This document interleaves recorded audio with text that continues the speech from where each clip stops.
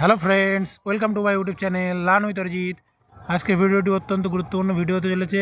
তোমরা যারা WP কনস্টেবলে PT PMT qualify করেছো, তোমরা জানো তোমাদের পরবর্তী স্টেজ ইন্টারভিউ বা পার্সোনালিটি টেস্ট। তার প্রস্তুতি তোমাদের খুব জোর কদমে এবং ভালো করে নিতে হবে। এখানে তোমাদের বেস্ট পারফরমেন্স দিতে হবে যাতে একটা ভালো মার্কস তোমরা তুলতে পারো। আমি ইতিমধ্যে ডাব্লিউপি কনস্টেবলের ইন্টারভিউ রিলেটেড ক্লাস আপলোড করা শুরু করে দিয়েছি। আগে একটা ক্লাস আপলোড করেছি, এটা ক্লাস নাম্বার 2। ঠিক আছে, তোমরা কিন্তু অবশ্যই দেখবে আমি আমার চ্যানেলে ডাব্লিউবি কনস্টেবল ইন্টারভিউ এরকম একটা প্লেলিস্ট তৈরি করে দিয়েছি। সেখানে তোমরা সব ক্লাসগুলো পেয়ে যাবে। অবশ্যই প্লেলিস্টটা সেভ করে রাখবে এবং ক্লাসগুলো খুব মনোযোগ সহকারে দেখবে, তোমাদের অনেক উপকারে আসবে। যেহেতু আমি নিজে ডাব্লিউবি কনস্টেবল সিলেক্টেড, এছাড়া ডাব্লিউপি এসআই ইন্টারভিউ আমি ফেস করেছি, সুতরাং কিছুটা হলেও আমার এক্সপিরিয়েন্স আছে। তার উপরে বেস করেই তোমাদেরকে আমি গাইড করব। আমার নিজের যে ইন্টারভিউ এক্সপিরিয়েন্স সেটা দেখবে আমি ভিডিওর মাধ্যমে শেয়ার করে দিয়েছি। তোমরা কিন্তু সেই ভিডিওটা অবশ্যই দেখবে, তোমাদের অনেক উপকার হবে। বিশেষ করে যারা সায়েন্স ব্যাকগ্রাউন্ডের তারা তো অবশ্যই দেখবে। ঠিক আছে, আমি নিজে সায়েন্স ব্যাকগ্রাউন্ডের ক্যান্ডিডেট ছাত্র। ঠিক আছে, আমার ম্যাথ অনার্স ছিল। এবার আমার যে কী কোশ্চেন করা হয়েছিল সেগুলো কিন্তু ওখান থেকে তোমরা দেখলে বুঝতে পারবে যে কী কোশ্চেন আমাকে করেছিল।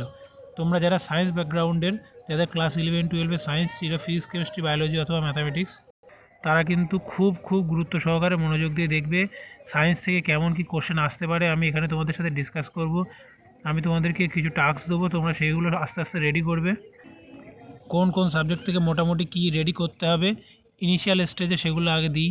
এইগুলো একটু ইম্পর্টেন্ট, এইগুলো আগে বেশি করে তোমরা দেখো, বেশি করে চোখ বুলাও, বেশি করে রেডি করো। তারপরে আস্তে আস্তে তোমাদের কিন্তু আমি টাস্ক বাড়াবো এবং প্রশ্ন উত্তর আলোচনা করব। ঠিক আছে, আচ্ছা। সায়েন্স ব্যাকগ্রাউন্ড স্টুডেন্ট কী পড়তে হবে এই রিলেটেড আজকের ভিডিও। কোথা থেকে তোমরা পড়বে? তোমরা যে বই দেখে ইন জেনারেল পড়ো, সেখানে সায়েন্সের উপরে যে সমস্ত টপিকসগুলো আছে সেখান থেকে পড়তে পারো, অথবা বেস্ট ক্লাস 9-10 বইয়ে পড়তে পারো, অথবা কারোর কাছে যদি 11-12 বই থাকে সেখান থেকেও একটু পড়তে পারো। তবে খুব ডিটেলসে বা খুব ডেপথ গভীর অনেক কিছু পড়তে হবে এমন কোনো ব্যাপার নেই। তবে কিছু টার্ম এবং কিছু টপিক সেগুলো সম্পর্কে যেন একটু নলেজ থাকে। ঠিক আছে, ওনারা কিন্তু সেই সমস্ত জিনিসগুলোকেই টার্গেট করবে। তাহলে আস্তে আস্তে শুরু করা যাক কোথা থেকে কী পড়বে। ফার্স্টে আসি ফিজিক্স থেকে কী পড়বে। এখানে যেগুলো দেওয়া আছে মোটামুটি তোমরা 11-12 যাদের সায়েন্স ছিল তারা সকলেই পড়েছো। পরবর্তীতে যারা ফিজিক্স অনার্স ছিল তারা তো অবভিয়াসলি পড়েছো। ঠিক আছে, ভৌত রাশি খুব ইম্পর্টেন্ট। ঠিক আছে, ভৌত রাশির উপরে অনেক কিছু নির্ভর করে। তারপরে স্কেলার রাশি, ভেক্টর রাশি। ঠিক আছে, স্কেলার ভেক্টর কাকে বলে সেগুলো জানতে হবে, উদাহরণগুলো জানতে হবে, কেন সেটা স্কেলার, কেন সেটা ভেক্টর সেই ব্যাখ্যাটা জানতে হবে। বিভিন্ন ভৌত রাশির একক। ঠিক আছে, খুব ইম্পর্টেন্ট একটা জিনিস। বলটা একটা ইম্পর্টেন্ট জিনিস। কার্য, শক্তি, ক্ষমতা, এইগুলো জানতে হবে। এদের মধ্যে কী সম্পর্ক সেগুলো জানতে হবে। ঠিক আছে, এবার এগুলো কি তোমার যে বইগুলো আছে সেই বইতে তুমি ধরো বল, কার্য, শক্তি যে চ্যাপ্টারগুলো আছে সেখানে একটুখানি চোখ বুলিয়ে নিলে, পড়ে নিলে। ঠিক আছে, বল থেকে আমি ধরো কী কোশ্চেন করতে পারি, এরকম একটা কোশ্চেন ধরো আমি যদি অ্যাজ এ টিচার হই, যে ইন্টারভিউ নেবে, আমি কী কোশ্চেন করতে পারি। ভর ও ভার দুটো কি একই জিনিস? এই জিনিসটা সম্পর্কে অনেকের অনেক ক্লিয়ার কনসেপ্ট হয়তো থাকে না। ঠিক আছে, এবার তোমরা এর উত্তর দেওয়ার চেষ্টা করবে যে ভর ও ভার একই জিনিস কি না। যদি একই হয় তাহলে কেন দুটো আলাদা নাম, আর যদি আলাদা হয় তাহলে সেই ডিফারেন্সটা কী, পার্থক্যটা কী, কোথায় ডিফারেন্স আছে, কেন ডিফারেন্সটা আছে, তাদের একক মাত্রা ডিফারেন্স কী, এইরকম খুঁটিনাটিগুলো তোমাকে জানতে হবে। ঠিক আছে, বেগ এবং দ্রুতি দুটোরই একক কি, মিটার পার সেকেন্ড। ঠিক আছে, এবার তাদের মধ্যে পার্থক্য কী, এই সমস্ত বেসিক জিনিসগুলো তোমাদের কিন্তু জানতে হবে। ঠিক আছে, তারপরে নিউটনের সূত্র খুব ইম্পর্ট্যান্ট, চার্লসের সূত্র, বয়েলস সূত্র, আর্কিমিডিসের সূত্র, আর যে সূত্রগুলো আছে একটু ইম্পর্ট্যান্ট বলে তোমাদের মনে হয় সেগুলো দেখে নেবে। ঠিক আছে, তারপরে ধরো আইনস্টাইনের যে সূত্র আছে E=mc², সেখানে ইটা কি, এমটা কি, সিটা কি, সেগুলো তোমাদের জানতে হবে। ঠিক আছে, আলো চ্যাপ্টার থেকে আলো পড়বে, আলোর প্রতিফলন, প্রতিসরণ, বিক্ষেপণ, এগুলো কি আসলে, বা এদের উদাহরণটা কী, একটা কিছু প্র্যাকটিক্যাল উদাহরণ মনে রাখবে। ঠিক আছে, লেন্স খুব ইম্পর্টেন্ট। বিশেষ করে কেউ যদি চশমা পড়ো, যাদের চশমা পড়ার অভ্যাস আছে, ইন্টারভিউ টেবিলে যখন যাবে টিচাররা হয়তো চশমা দেখে বলতে পারে যে তোমার চশমার পাওয়ার কত, বা ওটা কী লেন্স। ঠিক আছে, প্লাস পাওয়ার হলে বা নেগেটিভ পাওয়ার হলে সেগুলো কেন, পজিটিভ পাওয়ার নেগেটিভ পাওয়ার কেন থাকে, ইত্যাদি ডিটেলসে কিন্তু জিজ্ঞাসা করলেও করতে পারে। ঠিক আছে, এইগুলো হলো কি কিছুটা হলেও মানে তুমি যেমনভাবে অ্যাপিয়ারেন্স দেবে তারও সেটার সাথে তোমার সাবজেক্টটাকে রিলেটেড করে দিচ্ছে। ঠিক আছে, তবে কারেন্ট, বিদ্যুৎ, তড়িৎচালক, বল, বিভব, পার্থক্য, ঠিক আছে? এই দুটো কী, এই দুটোর মধ্যে সিমিলারিটি কী, ডিফারেন্স কী, ঠিক আছে? ওমস ল যে বললাম যে আরও যেগুলো সূত্রগুলো আছে সেগুলো সব পড়তে হবে। এখানে যেগুলো দেওয়া আছে এগুলো অবশ্যই করবে। এর থেকে যদি বেশি চাও তাও করতে পারো। কি করবে, একটা সুন্দর দিকে খাতা বানাবে, সেখানে হেডিং দেবে যে ভৌতবিজ্ঞান বা ফিজিক্স, ঠিক আছে? ফিজিক্স বলে হেডিং দেবে, দিয়ে ছোট ছোট করে পয়েন্ট করে করে নোটগুলো করে রাখবে, যাতে তোমার যেদিন ইন্টারভিউ টেস্ট হবে সেদিন যাওয়ার আগে রিভিশন দিতে সুবিধা হয়। এখন সব কিছু লাকের ওপরে ডিপেন্ড করছে, তোমার সাবজেক্টে ঢুকবে কি ঢুকবে না সেটা ইন্টারভিউ টেবিলে যারা বসে আছে তাদের উপরে ডিপেন্ড করছে। করতেও পারে কোশ্চেন, নাও করতে পারে, অনেকের সাবজেক্ট ওয়াইজ কোশ্চেন করেওছে, অনেকের করেনি। তোমার যে কোনো কিছুর মধ্যে ঢুকতে পারে, সাবজেক্টে ঢুকতেও পারে, নাও পারে, ঠিক আছে? জেনারেল অ্যাওয়ারনেস, ঠিক আছে, সেগুলোও তোমাদের ধরতে পারে। এছাড়া কারেন্ট অ্যাফেয়ার্স রিলেটেড আলোচনা করতে পারে। সেসব না করেও কিছু বেসিক আলোচনা করতে পারে, তোমার এরিয়া, ভৌগোলিক এরিয়া, সে সম্পর্কে আলোচনা করতে পারে। সুতরাং তোমার সাবজেক্টে যে যাবেই এমন কোনো কথা নেই, তবু তো আমাদের বাড়ি থেকে রেডি করে যেতে হবে, তাই না? বিশেষ করে যাদের সায়েন্স ব্যাকগ্রাউন্ড আছে তাদের তো জিজ্ঞাসা করতেই পারে, ঠিক আছে? তাহলে এটা ফিজিক্স গেল। এবার আসি কেমিস্ট্রি, ঠিক আছে? রসায়নবিদ্যার মধ্যে কোনগুলো মোটামুটি একটু পড়বে, অণু পড়বে, পরমাণু পড়বে, এগুলো কাকে বলে, ঠিক আছে? এর বেসিক জিনিসগুলো তোমাদের জানতে হবে। নিউক্লিয়াস, পরমাণু কীভাবে গঠিত, যে স্ট্রাকচারটা আছে সেই স্ট্রাকচারটাকে তোমাদের জানতে হবে। পরমাণুর মধ্যে কী কী থাকে, ইলেকট্রন, প্রোটন, নিউট্রন, ঠিক আছে? কোনটা ভারী, কোনটা হালকা, কোনটাকে কী চিহ্ন দ্বারা প্রকাশ করা যায়, ঠিক আছে? ইত্যাদি এগুলো জানতে হবে। পারমাণবিক সংখ্যা, পারমাণবিক ভর যেগুলো আছে সেগুলো জানতে হবে, ভর সংখ্যা, ঠিক আছে? এগুলো তো অবশ্যই জানতে হবে। মিশ্রণ কী, অ্যাসিড কী, ক্ষার কী, লবণ কী, ঠিক আছে? এগুলো একটু রাফ আইডিয়া থাকতে হবে। একটা অ্যাসিডের উদাহরণ, একটা লবণ বা ক্ষারের উদাহরণ, ঠিক আছে? রাসায়নিক সংকেত যেগুলো আছে সেগুলো একটুখানি দেখে রাখতে হবে। আর রসায়ন মানেই সবথেকে ভেরি ইম্পর্টেন্ট কি, পিরিয়ডিক টেবিলটা জানতে হবে। বিভিন্ন মৌল, এবার টেবিল মানে কি তোমাকে টেবিল পুরো মুখস্থ করতে হবে না, মোটামুটি কিছুটা যদি পারো মুখস্থ করো, এবং মৌলগুলো সম্পর্কে যদি কোনো আইডিয়া থাকে, ঠিক আছে? প্রতিটা গ্রুপ বা যে গ্রুপগুলো আছে, ঠিক আছে, সেগুলো সম্পর্কে যদি তোমার আইডিয়া থাকে, ঠিক আছে, কোথায় কোন এলিমেন্টগুলো আছে, কোন ব্লকের এলিমেন্টগুলো কোথায় আছে, এইগুলো সম্পর্কে একটু দেখে রাখতে হবে। পিএইচ, কোনো কিছুর পিএইচ কী সেটা জানতে হবে, রক্তের পিএইচ কী বা বিশুদ্ধ জলের পিএইচ কী, মোটামুটি ওগুলো একটু জানবে, দেখে নেবে। জারণ বিজারণ একটা ইম্পর্টেন্ট জিনিস, জারণ কী বা বিজারণ কী এবং তার যে উদাহরণ, প্রাকৃতিক উদাহরণ, কোনটা জারণ হয় কোনটা বিজারণ হয় ওগুলো দেখতে হবে, ঠিক আছে? কেমিক্যাল রিয়াকশান যদি একটু কঠিনের দিকে যায় তখন কেমিক্যাল রিয়াকশানের কোশ্চেনটা করলেও করতে পারে, না করার সম্ভাবনা বেশি। তাও যারা রসায়নটাকে একটু ভালোবাসো, রসায়নটাকে একটু ভালোভাবে করেছো, তারা চাইলে কেমিক্যাল রিয়াকশানগুলো একটু দেখে নেবে।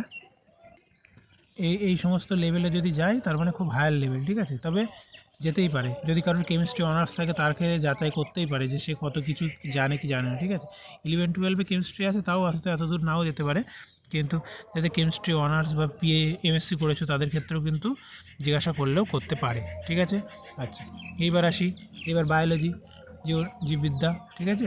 এখানে তোমাদের কী কী পড়তে হবে, মোটামুটি এখানে তো বহু কিছু দেখার আছে, পড়ার আছে। তাও কোষ তো অবশ্যই দেখতে হবে, উদ্ভিদ প্রাণী কোষ, তার যে স্ট্রাকচারগুলো আছে তার মধ্যে যে ডিফারেন্স, সিমিলারিটি কোথায় কী আছে, যে কোষীয় যে অঙ্গাণুগুলো আছে কোনটাকে কী বলে, তার যে কাজ সেগুলো একটু দেখে নিতে হবে। সালোক সংশ্লেষটা একটু দেখতে হবে। ব্লাড গ্রুপ দেখতে হবে, মানুষের কী কী ব্লাড গ্রুপ আছে, জিজ্ঞাসা করতে পারে যে তোমার ব্লাড গ্রুপ কী, তোমার ব্লাড গ্রুপটাও তোমার জেনে রাখতে হবে, ঠিক আছে? তুমি এমন একটা ডিপার্টমেন্টে আসতে চাচ্ছ সেখানে ব্লাড গ্রুপ তোমাকে আগে জানতে হবে। ব্লাড গ্রুপ সবারই জেনে রাখা দরকার, কিন্তু তোমাকে আগে জানতে হবে, ঠিক আছে? কারণ কখন কীভাবে কোথায় কী অ্যাক্সিডেন্ট হয়ে যায়, কখন ব্লাডের দরকার হয়ে পড়ে, পুলিশের নেম প্লেটে নামের তলায় দেখবে ব্লাড গ্রুপ থাকে, ঠিক আছে? ধরো আমার A+, আমার নাম লেখা থাকবে, ওখানে A+ দেওয়া থাকবে। কেননা পুলিশের যখন তখন কোনো রকম কোনো অ্যাক্সিডেন্ট হয়ে যেতেই পারে, অ্যাটলিস্ট যদি ব্লাডের প্রয়োজন হয় নেম প্লেটের দেখেও যেন তাকে ব্লাডটা দেওয়া যায়, ঠিক আছে? ডিএনএ, আরএনএ এগুলো কী, এগুলো স্ট্রাকচার কী মোটামুটি আছে সেগুলো একটু দেখে নেবে। হরমোন খুব ইম্পর্টেন্ট, উদ্ভিদ হরমোন এবং প্রাণী হরমোন, কোনটা কী কাজ আছে, কোনটা কোথা থেকে উৎপন্ন হয়, এগুলো জানতে হবে, দেখতে হবে, ঠিক আছে? খুব ইম্পর্টেন্ট, রোগ ও জীবাণুর নাম, ভেরি ইম্পর্টেন্ট, ভিভিআই, এগুলো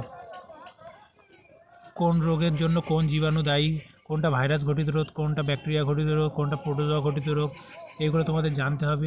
ভ্যাকসিন, কোন রোগে কী কী ভ্যাকসিন দেওয়া হয়, জিজ্ঞাসা করতেই পারে, ঠিক আছে? মানুষের শরীরের যে বিভিন্ন যে অঙ্গগুলো আছে, অঙ্গ প্রত্যঙ্গ আছে, সেগুলো ডে টু ডিটেলস এটা জেনে রাখতে হবে, তার কাজ জানতে হবে। চোখটা ভালো করে পড়তে হবে, চোখের যে স্ট্রাকচারটা আছে সেগুলো একটুখানি দেখে রাখতে হবে, ঠিক আছে? এগুলো তো করতেই হবে। তার সাথে সাথে যাদের বায়োলজি অনার্স থাকবে তারা তো অনেক কিছুই নিশ্চয়ই পড়বে, প্রিপেয়ার করবে, তারা সেগুলো করতে পারো। যাদের 11-12 বায়োলজি ছিল তারা মোটামুটি এইগুলো করলে হয়ে যাবে। এছাড়াও যদি তোমরা চাও আরও বেশি কিছু করতে পারো, কোনো সমস্যা নেই, তবে মিনিমাম কিন্তু এইগুলো একটু একটু করে দেখে রাখবে, রেডি করে রাখবে। এইবার সবথেকে গুরুত্বপূর্ণ ম্যাথামেটিক্স আমরা সেই ছোট্টবেলার থেকে শিখে আসছি, যোগ গুণ ভাগ।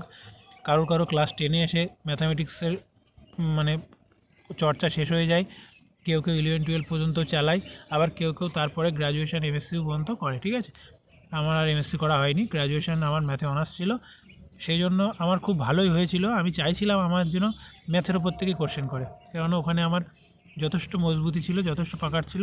আমি যাচ্ছিলাম আমার সাবজেক্ট থেকে আমাকে প্রশ্ন করুক, কারণ উল্টোপাল্টা প্রশ্ন করলে, বিশেষ করে সিচুয়েশান বেসড যে কোশ্চেনগুলো হয়, ঠিক আছে, সিচুয়েশান বেসড কোশ্চেনগুলো একটু মানে তোমাকে পাজল করে দিতে পারে, ঠিক আছে, তোমাকে একটা কনফিউশনের মধ্যে ফেলে দিতে পারে। তার থেকে তোমার সাবজেক্টের থেকে কোশ্চেন করা অনেক ভালো, সেই জন্য আমি চাইছিলাম যাতে ওটাই করে।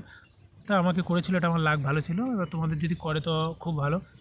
তাহলে তোমাদের সাবজেক্ট বেস কী কী জেনে রাখতে হবে, অল ফর্মুলা ম্যাথামেটিক্সের, ঠিক আছে, পাটিগণিতের সেই বেগ, আর তোমাদের হলো সময় বেগের অঙ্কর ফর্মুলা হোক, বীজগণিতের a+b তার হোল স্কোয়ারের ফর্মুলা হোক, বা ত্রিকোণমিতি sin² + cos² = 1 হোক, যা ফর্মুলাগুলো আছে, যে সমস্ত ফর্মুলা তোমরা এতদিন শিখে এসছো, যত ফর্মুলা তোমরা পড়ে এসছো, সব কিছু জানতে হবে। এবং পরিমিতি, ক্ষেত্রফল, আয়তন, যে সূত্রগুলো আছে বিভিন্ন স্ট্রাকচার 2D 3D স্ট্রাকচারের, সেগুলো কিন্তু মুখস্থ রাখতে হবে। ঠিক আছে, জিজ্ঞাসা কিন্তু করতেই পারে।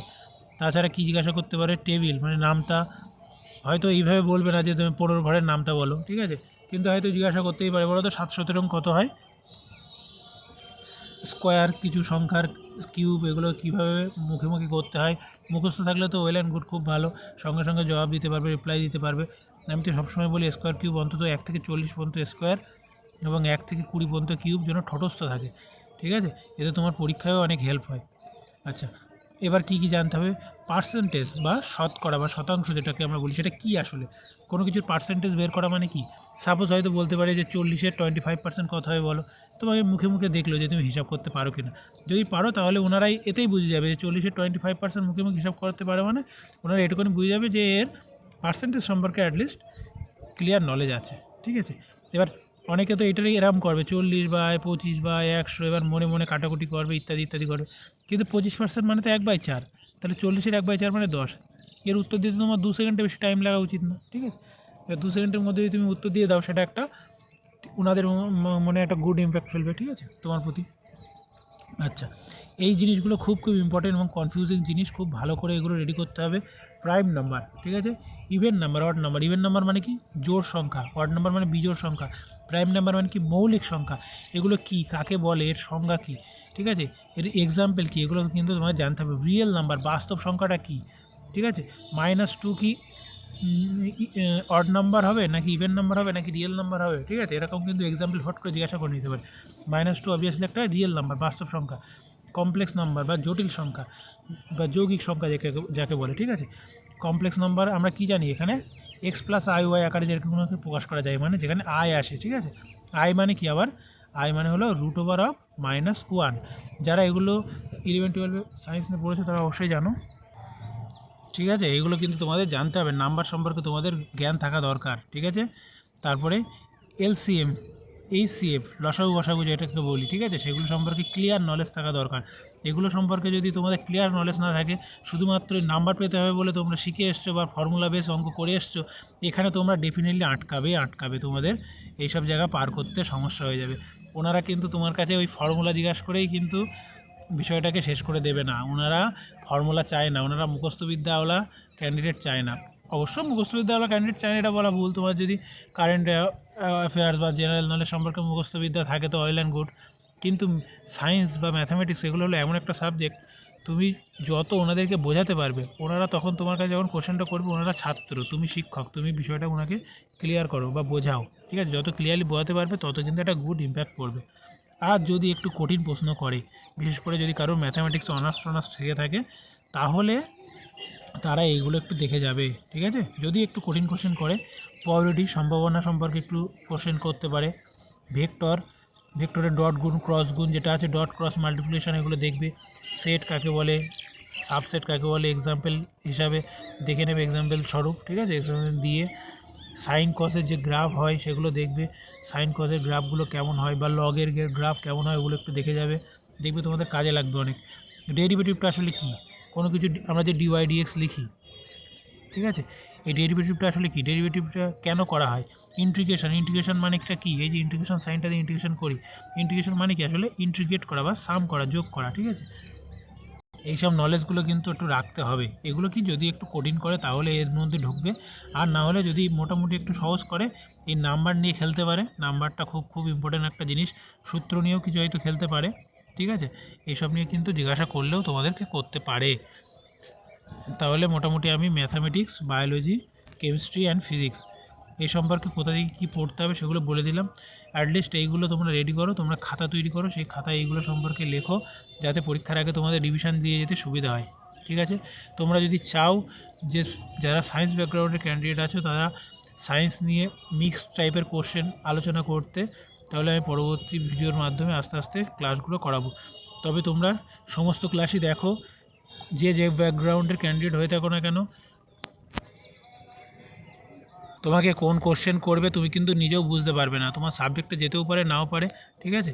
আর কিছু সায়েন্স মানেই যে সায়েন্সের ক্যান্ডিডেটদেরই যে শুধু সায়েন্সের কোশ্চেন করবে এমন কোনো কথা নেই, ক্লাস 9-10ও তোমরা বিজ্ঞান পড়েছো, অঙ্ক করেছো, সেখান থেকেও কোশ্চেন করতেই পারে, অসম্ভব কিছু না, ঠিক আছে। সুতরাং সবাই ক্লাসগুলো মন দিয়ে দেখো এবং ওই প্লে লিস্টটা অবশ্যই সেভ করে রাখবে, ডাব্লিউপি ইন্টারভিউ বলে একটা প্লে লিস্ট দেখবে আমি ক্রিয়েট করেছি, ওটা সেভ করে রাখবে, ওখানে সমস্ত ভিডিওগুলো পেয়ে যাবে, তোমাদেরই উপকারে আসবে, ঠিক আছে। সকলকে অসংখ্য ধন্যবাদ ভিডিওটি শেষ পর্যন্ত দেখার জন্য। লার্ন উইথ অরিজিৎ ইউটিউব চ্যানেলটা অবশ্যই সাবস্ক্রাইব করে দেবে এবং ভিডিওটি ভালো লাগলে একটা লাইক করবে, তোমাদের এক একটা পজিটিভ কমেন্ট আমাকে অনেক মোটিভেট করে, তোমরা একটা পজিটিভ কমেন্ট করবে এবং চ্যানেলটা কিন্তু অবশ্যই সাবস্ক্রাইব করবে, ঠিক আছে। সকলকে অসংখ্য ধন্যবাদ, তোমরা ভালো করে প্রিপারেশান নাও, তোমাদের চাকরি পেতে হবে, গুড লাক।